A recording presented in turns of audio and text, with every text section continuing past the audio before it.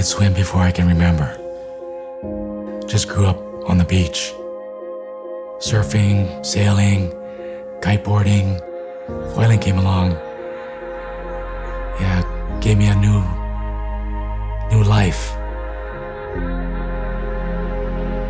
The winging, can do it when it's windy, and then tow foiling when it's big. Just like flying over the ocean. It's awesome. Day of the accident, I was trying to convince my wife Kiani to tow me. I want to, but I can't. And he was like, I called everybody, nobody's available. And I was like, oh, well, what about Nick? It was a beautiful day. The surf was medium sized. He caught some waves and he was just dripping. The last wave I caught was a really good one. Caught it for longer than I should have. I'm in the white water. I fall off the board. The board's kind of spinning in the white water. And it flipped up and hit me in the throat. Felt like I got punched in the throat. And as I went under, I started inhaling water. And I couldn't keep the water from going in my lungs. And then I saw him pop up out of the water with his hand over his throat and blood all down his chest. I coughed. And the volume was more than I've ever seen. I mean, I worked fire for 20-something years. I said, somebody call 911 right now. Tell them we're going straight to Honolulu Pier. And it's funny what your mind does. Kind of calculating my body's volume of blood. I'm done. It's too much blood. I'm not gonna survive this. Thought of my wife. Sorry. I knew that they were gonna be okay. So I relaxed.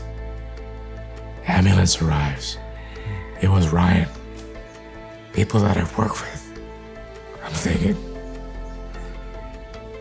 I'm in really good hands. We pulled up to the scene and the fire captain just walked right up to my door because I was driving and he says, it's Maka. When it's someone that you've worked with for as long as we have and have known as long as I have, it's hard. And off we went. Patty was driving like a bat out of hell. All hands on deck. There was people doing blood pressures for me. My partner was starting an IV. But for the most part, him staying calm, he really, played a huge role in keeping himself alive. And I noticed on my phone that his brother's calling me. Maka's been in an accident. He's stable. He's on his way to the hospital. It was really scary because I didn't know how bad his injury was, and I didn't know if he was gonna make it to the hospital. And I didn't know if I was gonna ever see him alive again. From the time Maka came into the ER, he had the great physicians, Dr. Schumacher and Dr. Miyashiro and Dr. Shockley. They were all there at the right times and ready to do their jobs. His trachea and his larynx were just totally separated. The question is, okay, now we need to fix this. Using suture, I was able to suture together the trachea and kind of tied them all sequentially to get it all together. Shockley comes out and started the conversation with, wow, your husband is amazing.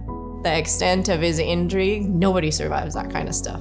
My first memories were just being happy to be alive, being happy to be there, grateful. We start to have a discussion, what are your goals? All Makali said is like, I just want to get back in the water. What would my life be without the ocean? It wouldn't be a life worth living, to me.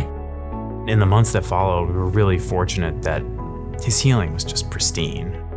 I think this situation speaks to the fact that this hospital can handle traumatic, life-threatening injuries. When a member of our community is hurt in a way where there's not even time to send them to Oahu, the people here can stand up and take care of that person. And I can't begin to thank them all, and I won't stop thanking them all, and I can't repay the gratitude that I have for all of those people.